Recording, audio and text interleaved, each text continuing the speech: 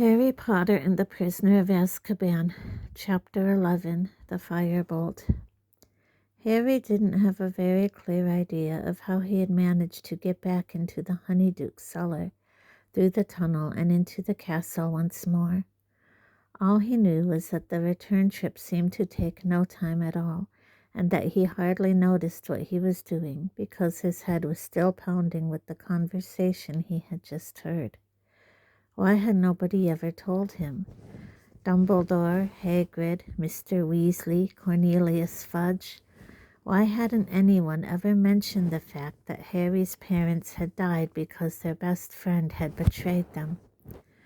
Ron and Hermione watched Harry nervously all through dinner, not daring to talk about what they'd overheard because Percy was sitting close by them.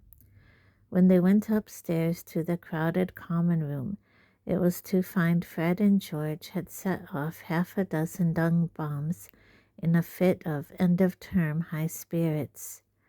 Harry, who didn't want Fred and George asking him whether he'd reached Hogsmeade or not, sneaked quietly up to the empty dormitory and headed straight for his bedside cabinet.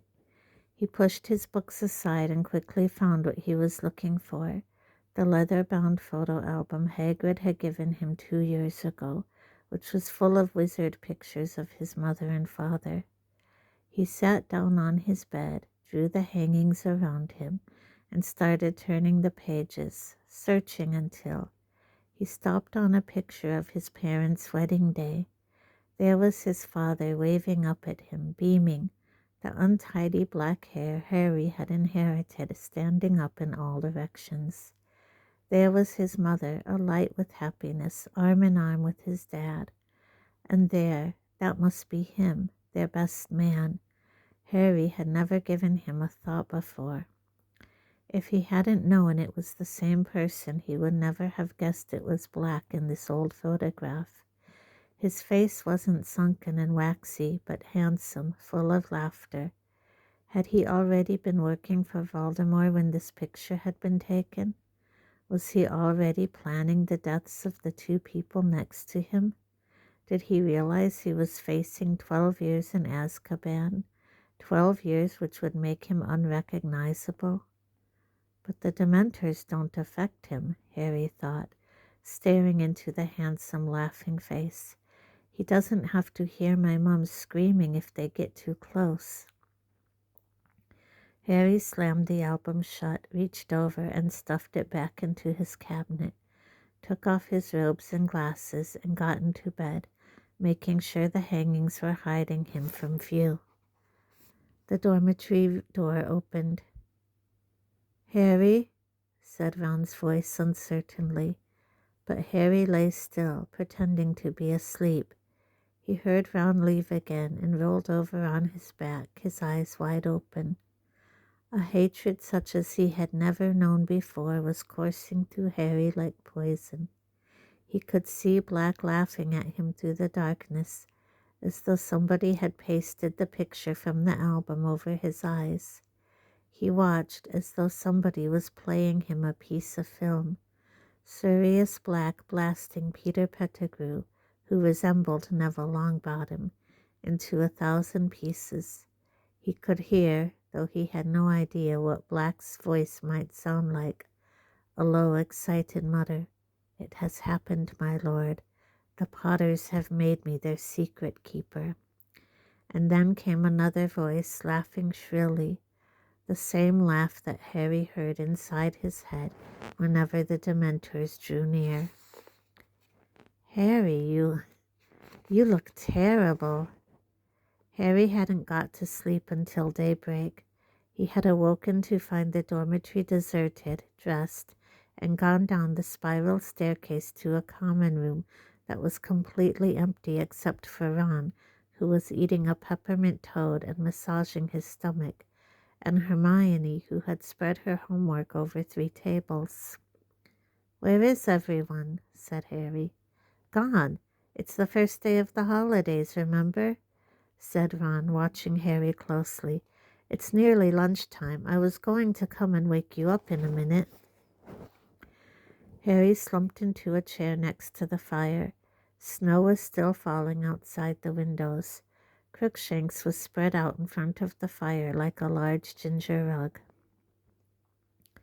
"You really don't look well, you know," Hermione said, peering anxiously into his face.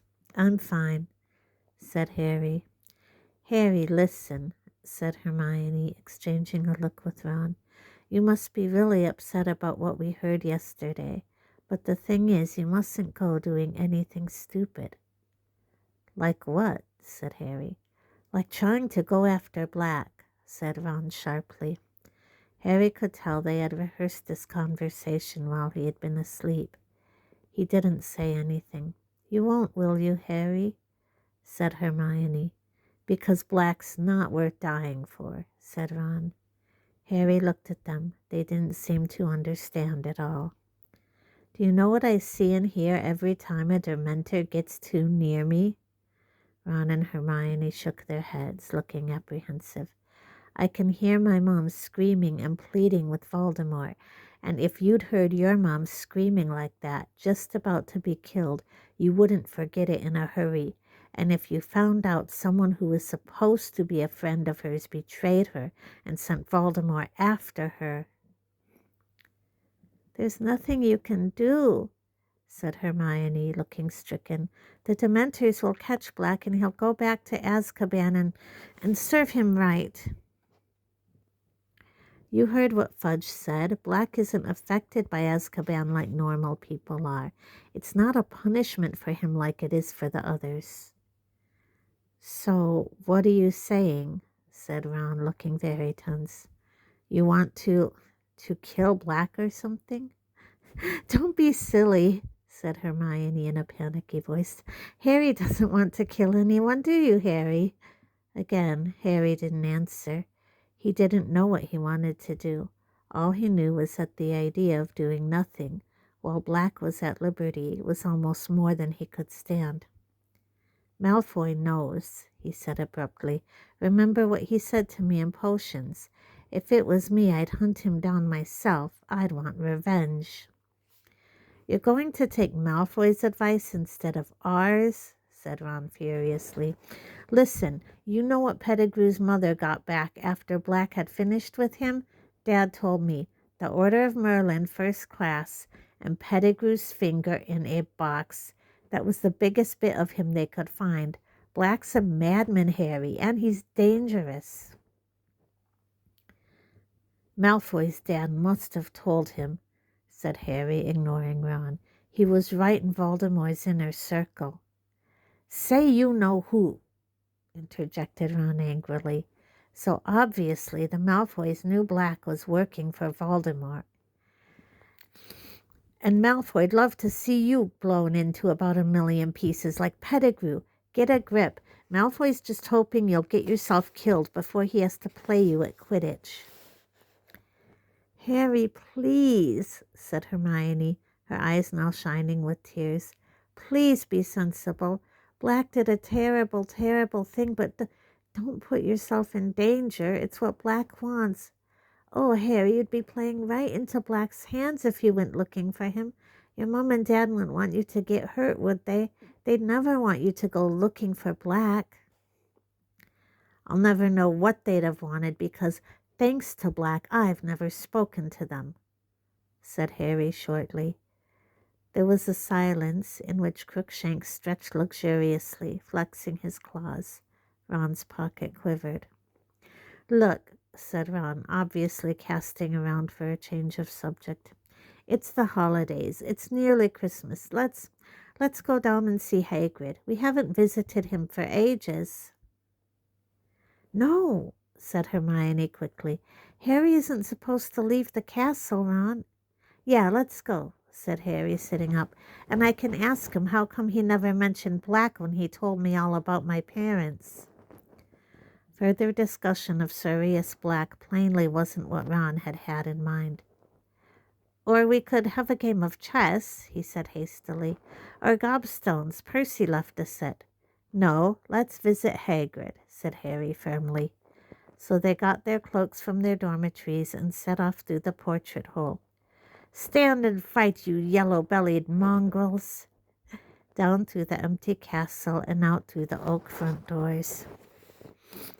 They made their way slowly down the lawn, making a shallow trench in the glittering powdery snow, their socks and the hems of their cloaks soaked and freezing. The forbidden forest looked as though it had been enchanted, each tree smattered with silver, and Hagrid's cabin looked like an ice cake. Ron knocked, but there was no answer. "He's not out, is he?" said Hermione, who was shivering under her cloak. Ron had his ear to the door. "There's a weird noise," he said. "Listen, is that Fang?" Harry and Hermione put their ears to the door, too. From inside the cabin came a series of low, throbbing moans. "Think we'd better go and get someone?" said Ron nervously. "Hagrid!" called Harry, thumping the door. "Hagrid, are you in there?" There was a sound of heavy footsteps, then the door creaked open. Hagrid stood there with his eyes red and swollen, tears splashing down the front of his leather waistcoat. "You've heard," he bellowed, and he flung himself onto Harry's neck. Hagrid being at least twice the size of a normal man, this was no laughing matter. Harry, about to collapse under Hagrid's weight, was rescued by Ron and Hermione, who each seized Hagrid under an arm and heaved him, Harry helping, back into the cabin. Hagrid allowed himself to be steered into a chair and slumped over the table, sobbing uncontrollably, his face glazed with tears which dripped down into his tangled beard. "Hagrid, what is it?" said Hermione, aghast. Harry spotted an official-looking letter lying open on the table. "What's this, Hagrid?" Hagrid's sobs redoubled, but he shoved the letter towards Harry, who picked it up and read aloud. "Dear Mr. Hagrid, further to our inquiry into the attack by a hippogriff on a student in your class, we have accepted the assurances of Professor Dumbledore that you bear no responsibility for the regrettable incident." "Well, that's okay then, Hagrid," said Ron, clapping Hagrid on the shoulder. But Hagrid continued to sob and waved one of his gigantic hands, inviting Harry to read on. "However, we must register our concern about the hippogriff in question.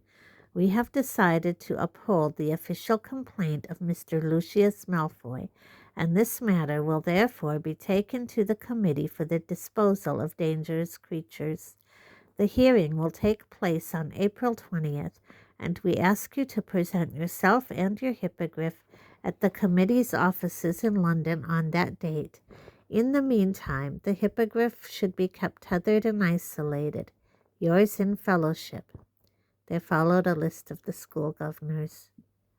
"Oh," said Ron, "but you said Buckbeak isn't a bad hippogriff, Hagrid. I bet he'll get off." "You don't know them gargoyles at the Committee for the Disposal of Dangerous Creatures," choked Hagrid, wiping his eyes on his sleeve. "They've got it in for interesting creatures." A sudden sound from the corner of Hagrid's cabin made Harry, Ron, and Hermione whip around. Buckbeak the hippogriff was lying on the floor, chomping on something that was oozing blood all over the floor.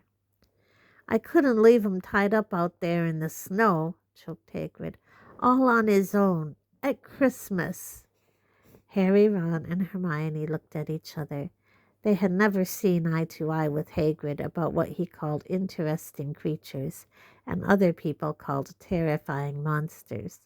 On the other hand, there didn't seem to be any particular harm in Buckbeak. In fact, by Hagrid's usual standards, he was positively cute. "You'll have to put up a good strong defense, Hagrid," said Hermione, sitting down and laying a hand on Hagrid's massive forearm. "I'm sure you can prove Buckbeak is safe." "Won't make no difference," sobbed Hagrid. "Them disposal devils, they're all in Lucius Malfoy's pocket, scared of him, and if I lose the case, Buckbeak—" Hagrid drew his finger swiftly across his throat, then gave a great wail and lurched forwards, his face in his arms. "What about Dumbledore, Hagrid?" said Harry. "He's done more'n enough for me already," groaned Hagrid. "Got enough on his plate, what with keeping them Dementors out of the castle and Sirius Black lurking around." Ron and Hermione looked quickly at Harry, as though expecting him to start berating Hagrid for not telling him the truth about Black. But Harry couldn't bring himself to do it. Not now he saw Hagrid so miserable and scared. "Listen, Hagrid," he said. "You can't give up. Hermione's right.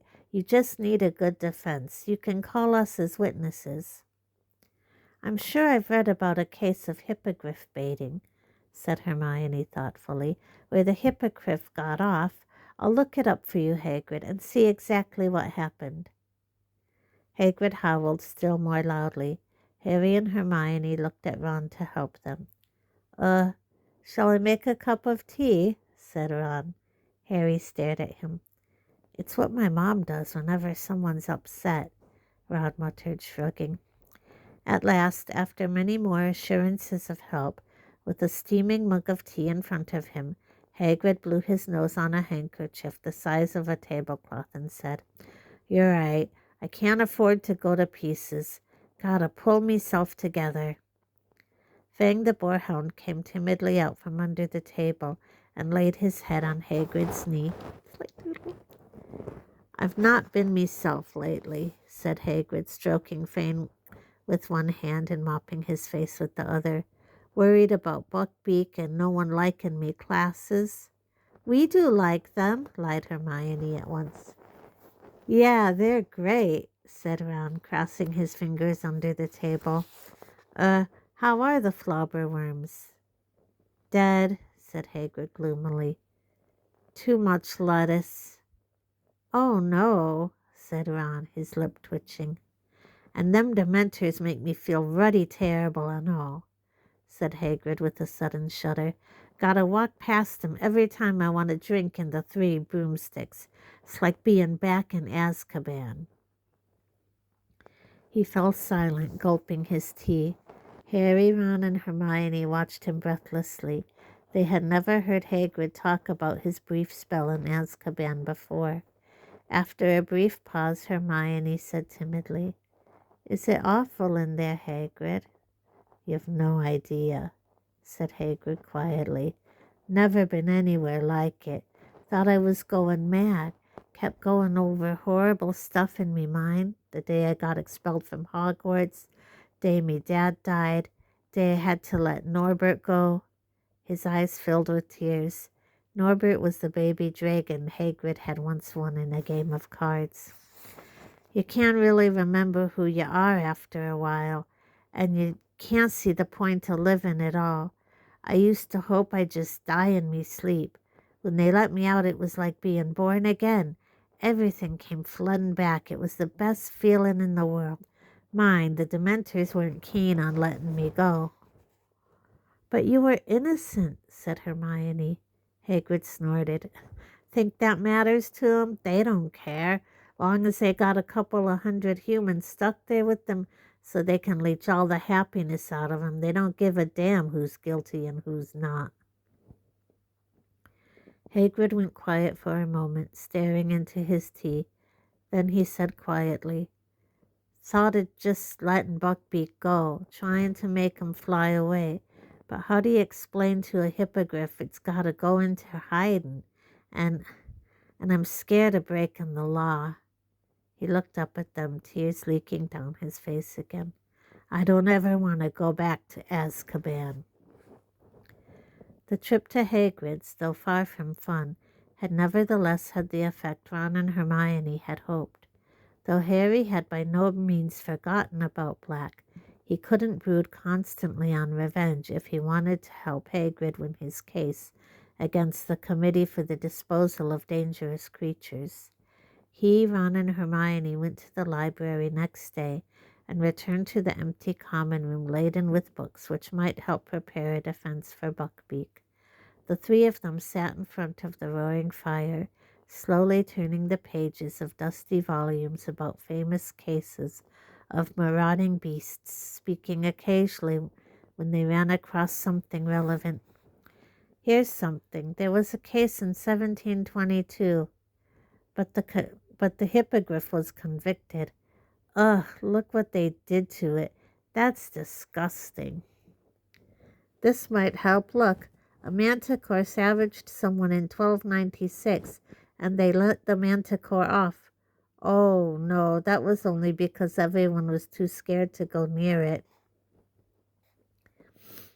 Meanwhile, in the rest of the castle, the usual magnificent Christmas decorations had been put up, despite the fact that hardly any of the students remained to enjoy them. Thick streamers of holly and mistletoe were strung along the corridors. Mysterious lights shone from inside every suit of armor, and the great hall was filled with its usual 12 Christmas trees, glittering with golden stars.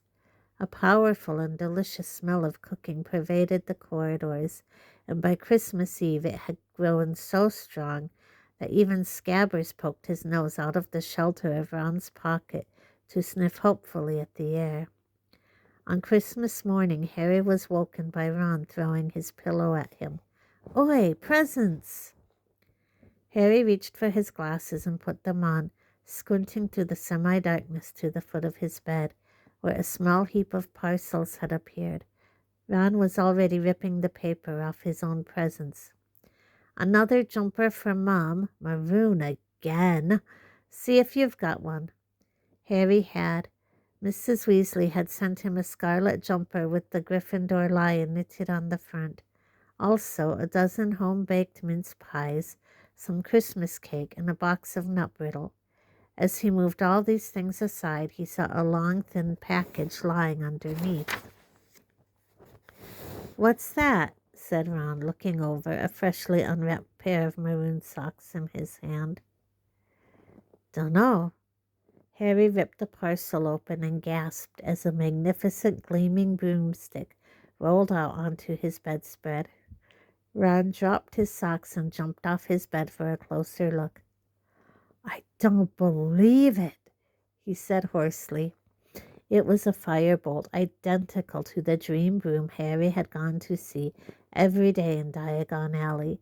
Its handle glittered as he picked it up. He could feel it vibrating and let go. It hung in midair, unsupported, at exactly the right height for him to mount it. His eyes moved from the golden registration number at the top of the handle right down to the perfectly smooth, streamlined birch twigs that made up the tail. "Who sent it to you?" said Ron in a hushed voice. "Look and see if there's a card," said Harry. Ron ripped apart the firebolt's wrappings. "Nothing." "Blimey, who'd spend that much on you?" "Well," said Harry, feeling stunned, "I'm betting it wasn't the Dursleys." "I bet it was Dumbledore," said Ron, now walking round and round the firebolt, taking in every glorious inch. "He sent you the invisibility cloak anonymously." "That was my dad's, though," said Harry. "Dumbledore was just passing it on to me. He wouldn't spend hundreds of galleons on me. He can't go giving students stuff like this." "That's why he wouldn't say it was from him," said Ron, "in case some git like Malfoy said it was favoritism." "Hey, Harry!"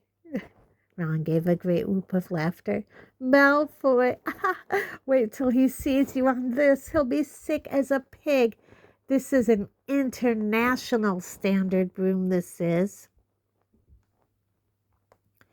"I can't believe this," Harry muttered, running a hand along the firebolt while Ron sank onto Harry's bed, laughing his head off at the thought of Malfoy.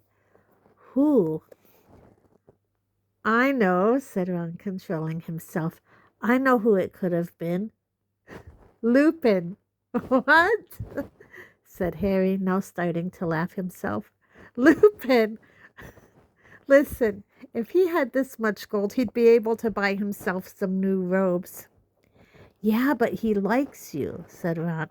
"And he was away when your Nimbus got smashed, and he might have heard about it and decided to visit Diagon Alley and get this for you." "What do you mean he was away?" said Harry. "He was ill when I was playing in that soccer match." "Well, he wasn't in the hospital wing," said Ron. "I was there, cleaning out the bedpans on that detention from Snape, remember?" Harry frowned at Ron. "I can't see Lupin affording something like this." "What are you two laughing about?" Hermione had just come in, wearing her dressing gown and carrying Crookshanks, who was looking very grumpy with a string of tinsel tied around his neck. "Don't bring him in here," said Ron, hurriedly snatching Scabbers from the depths of his bed and stowing him in his pajama pocket. But Hermione wasn't listening. She dropped Crookshanks onto Seamus's empty bed and stared, open-mouthed, at the firebolt. "Oh, Harry, who sent you that?" "No idea," said Harry. "There wasn't a card or anything with it." To his great surprise, Hermione did not appear either excited or intrigued by this news. On the contrary, her face fell and she bit her lip. "What's the matter with you?" said Ron. "I don't know," said Hermione slowly, "but it's a bit odd, isn't it? I mean, this is supposed to be quite a good broom, isn't it?" Ron sighed exasperatedly. "It's the best broom there is, Hermione," he said. "So it must have been really expensive." "Probably cost more than all the Slytherin's brooms put together," said Ron happily. "Well, who'd send Harry something as expensive as that and not even tell them they'd sent it?" said Hermione. "Who cares?" said Ron impatiently. "Listen, Harry, can I ever go on it? Can I?"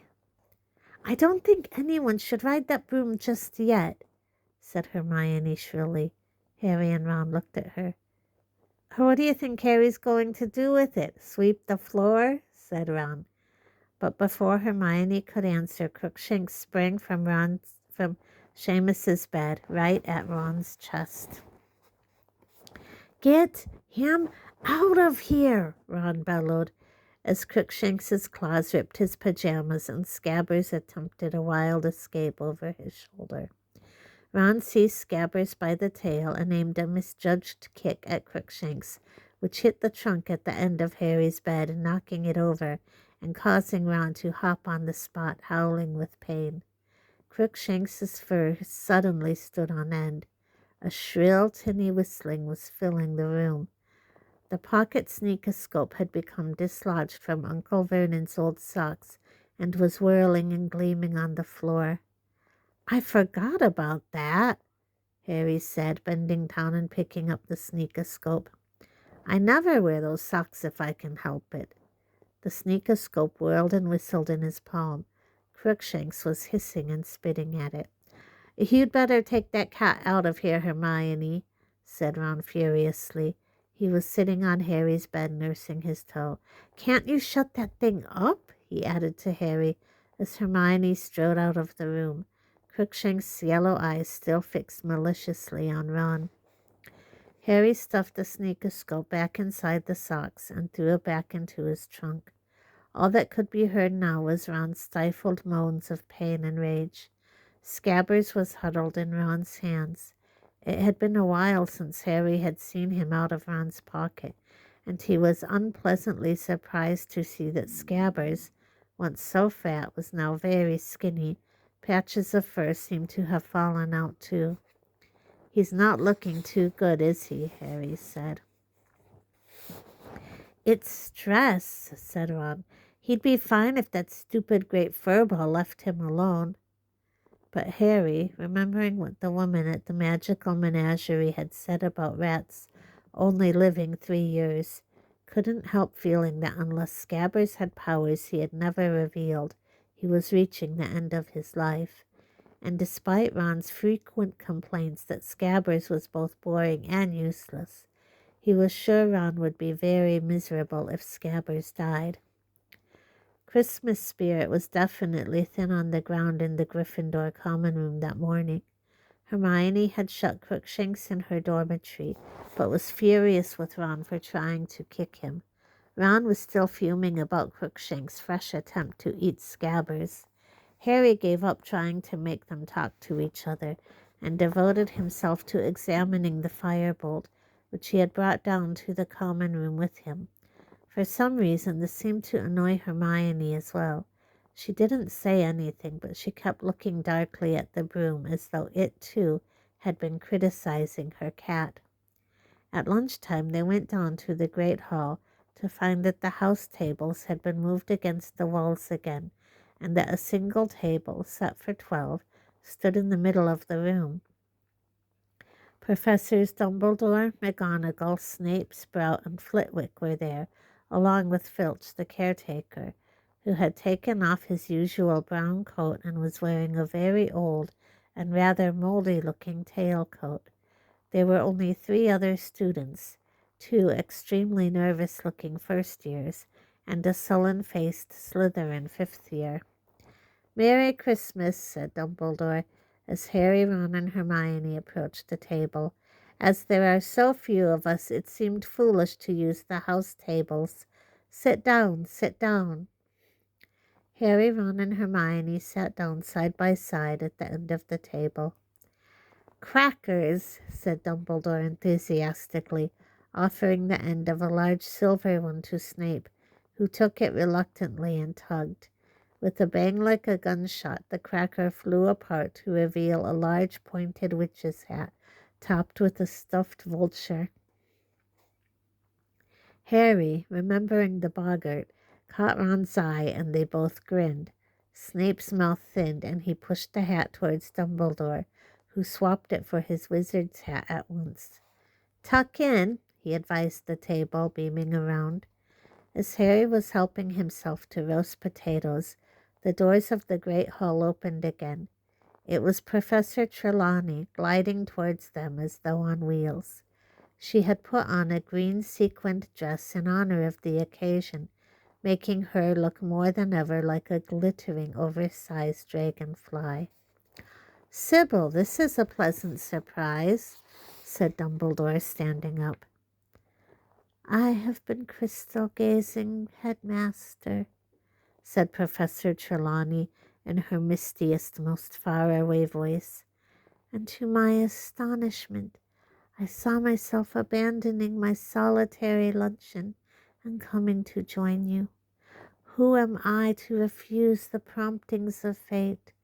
I at once hastened from my tower, and I do beg you to forgive my lateness." "Certainly, certainly," said Dumbledore, his eyes twinkling. "Let me draw you up a chair."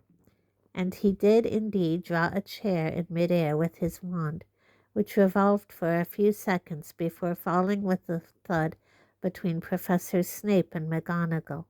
Professor Trelawney, however, did not sit down. Her enormous eyes had been roving around the table, and she suddenly uttered a kind of soft scream. "I dare not, headmaster. If I join the table we shall be 13. Nothing could be more unlucky. Never forget that when 13 dine together, the first to rise will be the first to die." "We'll risk it, Sybil," said Professor McGonagall impatiently. "Do sit down. The turkey's getting stone cold." Professor Trelawney hesitated, then lowered herself into the empty chair, eyes shut and mouth clenched tight, as though expecting a thunderbolt to hit the table. Professor McGonagall poked a large spoon into the nearest tureen. "Tripe, Sybil?" Professor Trelawney ignored her.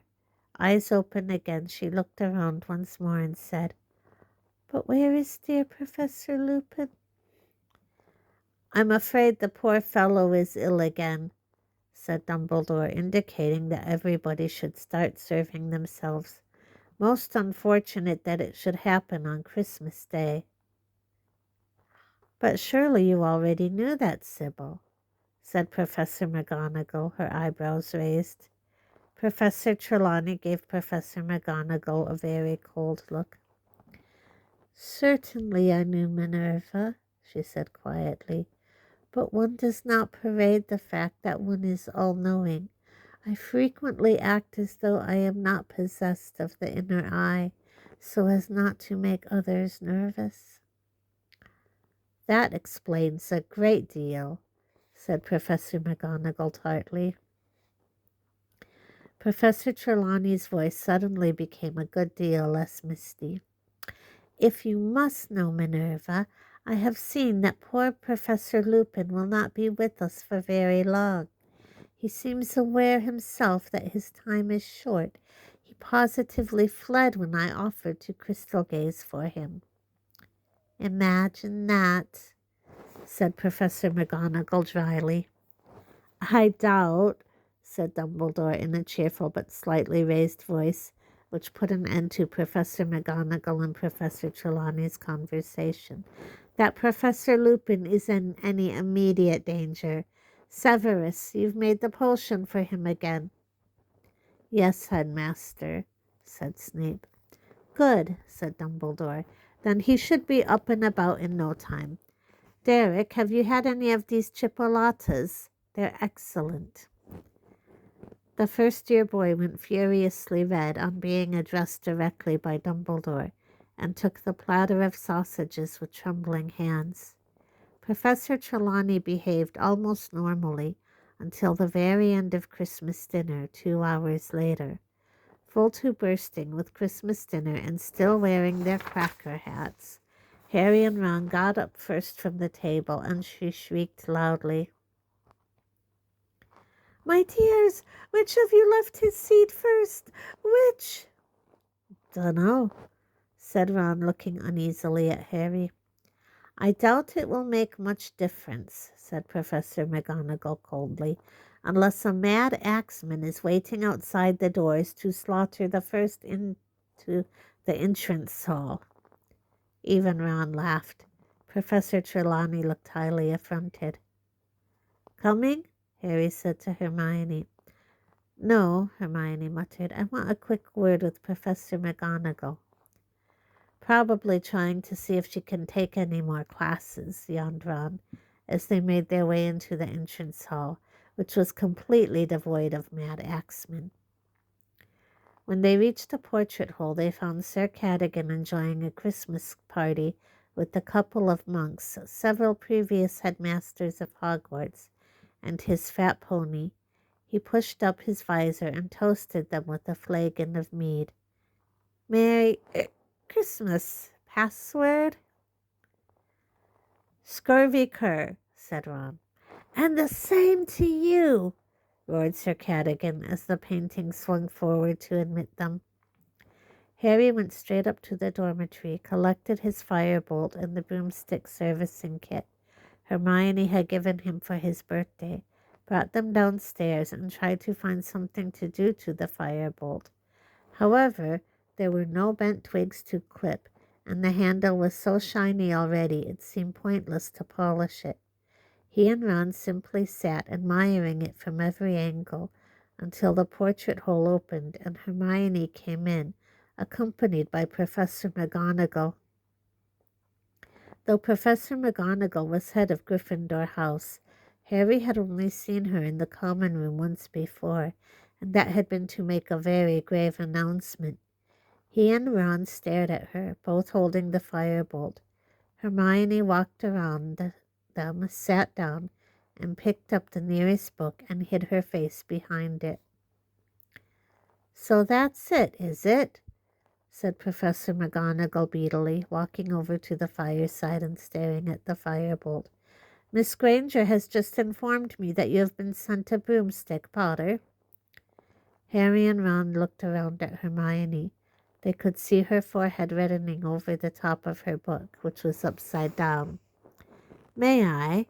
Said Professor McGonagall, but she didn't wait for an answer before pulling the firebolt out of their hands. She examined it carefully from handle to twig ends. And there was no note at all, Potter? No card, no message of any kind? No, said Harry blankly. I see, said Professor McGonagall. Well, I am afraid I will have to take this, Potter. What? Said Harry, scrambling to his feet. Why? It will need to be checked for jinxes, said Professor McGonagall. "Of course, I'm no expert, but I dare say Madam Hooch and Professor Flitwick will strip it down." "Strip it down?" repeated Ron, as though Professor McGonagall was mad. "It shouldn't take more than a few weeks," said Professor McGonagall. "You will have it back if we are sure it is jinx-free." "There's nothing wrong with it," said Harry, his voice shaking slightly. "Honestly, Professor." "You can't know that, Potter," said Professor McGonagall quite kindly. "Not until you've flown it, at any rate, and I'm afraid that is out of the question until we are certain that it has not been tampered with. I shall keep you informed." Professor McGonagall turned on her heel and carried the firebolt out of the portrait hole, which closed behind her. Harry stood staring after her, the tin of high-finish polish still clutched in his hands. Ron, however, rounded on Hermione. "What did you go running to McGonagall for?" Hermione threw her book aside. She was still pink in the face, but stood up and faced Ron defiantly. "Because I thought, and Professor McGonagall agrees with me, that the broom was probably sent to Harry by Sirius Black."